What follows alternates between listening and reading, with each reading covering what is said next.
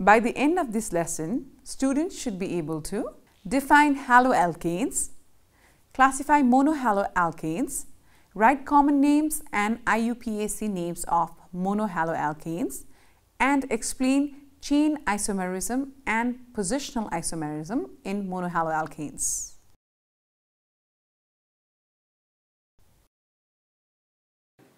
Hello teacher. Hello Biral, तिमीलाई थाहा छ यो ग्रीटिङ आजको हाम्रो सेसनसँग रिलेटेड छ नि। लौ अब हुँदा ग्रीटिङमा पनि केमिस्ट्री घुसाउनु भयो हैन त? पख न पख, ल तिमी आफै भन त, तिमीले मलाई टिचरको सट्टा एल्केन भन्नु पर्यो भने ग्रीटिङ कसरी गर्थ्यौ होला? त्यस्तो भएको भए त म हेलो एल्केन भन्थे होला नि। हो, आज हामी डिस्कस गर्ने टपिक हेलो एल्केन हो, जुन हेलो एल्केनसँग सिमिलर सुनिन्छ। टिचरको ह्युमर पनि कहाँको कुरा कहाँ लगेर जोड्नु भयो है। ह्युमरको कुरा छाड, बरु भन त तिमीलाई हेलो एल्किन्स अर्थात् एल्किल ह्यालाइड्स भनेको थाहा छ कि छैन? यो एल्किल ह्यालाइड कता कता सुनेको त हो, तर अब यसलाई एकचोटि फेरि हेलो भन्नुपर्ने भयो टिचर। अहिले त आफै हेलोको कुरा गर्यौ त, ल सुन। हेलो एल्किन्स वा एल्किल ह्यालाइड्स भनेको हाइड्रोकार्बन चेन वा हाइड्रोकार्बन युनिटमा हेलोजन एटम्स जस्तै क्लोरिन, ब्रोमिन, आयोडिन आदि फङ्सनल ग्रुप जोडिएको अर्ग्यानिक कम्पाउन्ड्स हुन्। ए हो त, हेलोजन फङ्सनल ग्रुप भएका अर्ग्यानिक कम्पाउन्ड्स हेलो एल्केन्स हुन् भन्ने त थाहा भएकै कुरा हो नि, कस्तो याद नभएको।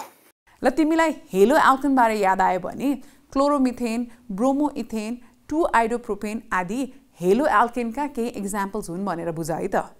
टिचरले भनेपछि हेलो एल्केन्सका एक्जाम्पल्स पनि बुझियो। एक्जाम्पल्स त बुझ्यौ, अब अर्को कुरा पनि थाहा पाइराख। हाइड्रोकार्बन युनिटमा कार्बनसँग जोडिएका एक वा धेरै हाइड्रोजन एटम्सलाई हेलोजन एटमले रिप्लेस गर्दा हेलो एल्केन्स वा एल्किल ह्यालाइड्स बन्छन्।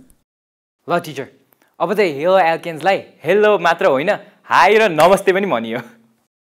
तर अहिले नै बाई चाहिँ नभन नि। अब हेलो एल्केन्ससँग भेटघाट भइसकेपछि पुराना कुराहरू मात्र याद गरेर त भएन, नयाँ कुराहरू पनि त बुझ्नु पर्ला नि होइन? हो नि टिचर, धेरै पहिले चिनेको हेलो एल्केनसँग अहिले भेट हुँदा नयाँ कुराहरू पनि त थाहा पाउनु पर्यो नि। ल त्यसो भए यो नयाँ कुरा पनि थाहा पाऊ। अर्ग्यानिक कम्पाउन्डको हाइड्रोकार्बन युनिटमा एउटा मात्र हेलोजन एटम जोडिएर मोनोहेलो एल्किन बन्छ, तर एकभन्दा धेरै हेलोजन एटम्स हुँदा पोलिहेलो एल्किन बन्छ। एउटा हुँदा मोनोहेलो एल्किन हुन्छ भन्ने त बुझे, तर पोलिहेलो एल्किन भनेको त अलि बुझिन नि। ल सुन, हेलो एल्केनको हाइड्रोकार्बन चेनमा 2, 3 वा धेरै हेलोजन एटम्स हाइड्रोकार्बन चेनको कार्बनसँग जोडिएर डाइहेलो एल्किन, ट्राइहेलो एल्किन र पोलिहेलो एल्किन बन्छन्। Di, tri, poly halo alkane हुन्छन् त भन्नुभयो, अब कस्तो हेलो एल्किनलाई के भन्ने भनेर पनि बुझाइदिनु न।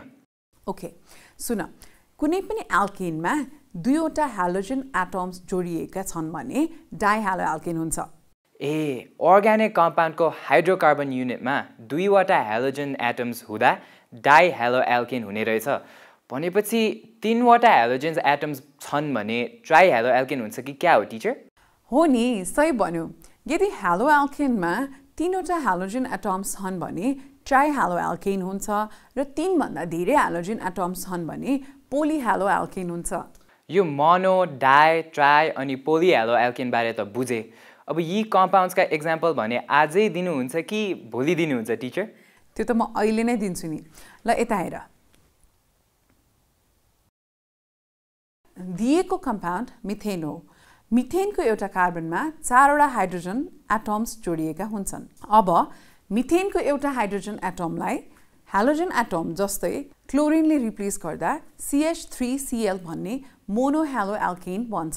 त्यस्तै CH3Clबाट अर्को हाइड्रोजन एटमलाई क्लोरिन एटमले रिप्लेस गर्दा CH2Cl2 भन्ने डाइहेलो एल्केन बन्छ।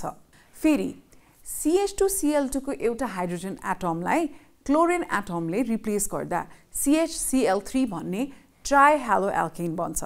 अनि CHCl3बाट हाइड्रोजन एटमलाई क्लोरिन एटमले रिप्लेस गर्दा CCl4 भन्ने पोलिहेलो एल्केन बन्छ। ल अब त मोनो, डाई, ट्राई अनि पोलिहेलो एल्केन्स एक्जाम्पल सहित बुझियो। यो हेलो एल्केन्स त अहिले आएर चार रूपमा पो भेट भयो त। अब हामी 4 रूपमध्ये एक रूप अर्थात् मोनोह्यालो एल्किनको क्लासिफिकेसनको बारे बुझौँ न, हुन्न? किन नहुनु टिचर, यो मोनो त नाम सुन्दै मोमो जस्तो छ। अब यो मोनोह्यालो एल्केनको क्लासिफिकेसन बारे मिठै तरिकाले बुझौँ। ल सुन, मोनोह्यालो एल्किन्सलाई हेलोजन एटम जोडिएको कार्बनको बेसिसमा क्लासिफाई गर्न सकिन्छ। अनि कार्बनको बेसिसमा कसरी क्लासिफाई गर्ने त टिचर? हेलोजन एटम जोडिएको कार्बनको बेसिसमा क्लासिफाई गर्नु अघि तिमीलाई प्राइमेरी, सेकेन्डरी अनि टर्सियरी कार्बन भनेको याद छ कि छैन? याद त छ टिचर, तर यसबारे अलिकति रिभाइज गरिदिनुहोस् न। स्योर, ल सुन, यदि कुनै कार्बन एटम अर्को एउटा मात्र कार्बन एटमसँग जोडिएको छ भने त्यो प्राइमेरी कार्बन हो। ए, एउटा मात्र कार्बनसँग जोडिएको कार्बन प्राइमेरी कार्बन रहेछ। हो, अनि त्यस्तै यदि कुनै कार्बन एटम अरू 2वटा कार्बन एटम्ससँग जोडिएको छन् भने त्यो सेकेन्डरी कार्बन हो। भनेपछि टर्सियरी कार्बन भनेको चाहिँ 3वटा कार्बन एटमसँग जोडिएको कार्बन होला, होइन त टिचर? एकदम ठिक ग्यास गर्यो। टर्सियरी कार्बन भनेको अरू 3वटा कार्बन एटम्ससँग जोडिएको कार्बन नै हो। ल टिचर, अब भने प्राइमेरी, सेकेन्डरी र टर्सियरी कार्बनबारे नबिर्सने गरी नै क्लियर भयो।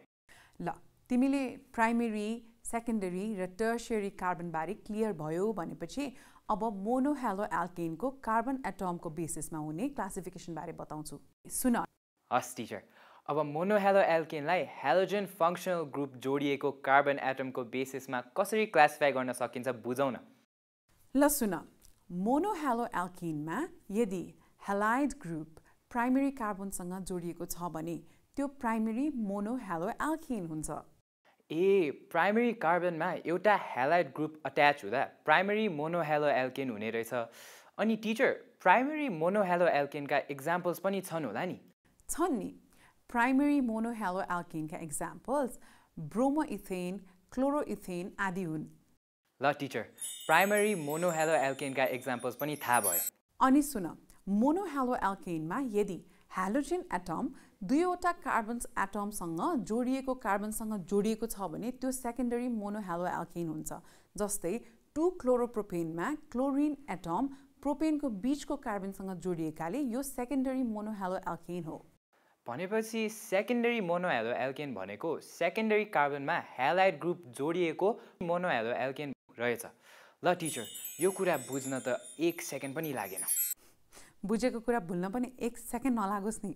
कहाँ भुल्नु, मैले अब प्राइमेरी र सेकेन्डरी मोनोह्यालो एल्केन्सको क्लासिफिकेसन बारे मजाले बुझेँ। बरु टर्सियरी मोनोह्यालो एल्केन बारे पनि बुझ्न पाए हुने। बुझ्न नपाउने त कुरै छैन नि। सुन, मोनोह्यालो एल्केनमा यदि हेलोजन एटम 3वटा कार्बनसँग जोडिएको छ भने त्यो टर्सियरी मोनोह्यालो एल्केन हुन्छ। जस्तै 2-क्लोरो-2-मिथाइल ब्युटेनमा क्लोरिन एटम ब्युटाइल चेनको टर्सियरी कार्बनमा जोडिएको हुनाले यो टर्सियरी मोनोह्यालो एल्केन हो। टर्सियरी कार्बनमा हेलोजन जोडिएको छ भने त्यो टर्सियरी मोनोह्यालो एल्केन हुने रहेछ। अब त मोमो भन्दा स्वादिष्ट मेरो मोनोह्यालो एल्केनको बुझाइ भइहाल्यो नि। तिम्रो बुझाइ मोमो जस्तै स्वादिष्ट भयो कि मैदामा मात्र सीमित भयो, यो त यो क्विजबाट कन्फर्म गरौँला नि। क्विज त आफ्नै फाइदाको कुरा हो नि। ल टिचर, म यो क्विज सल्भ गर्नतिर लागिहालेँ।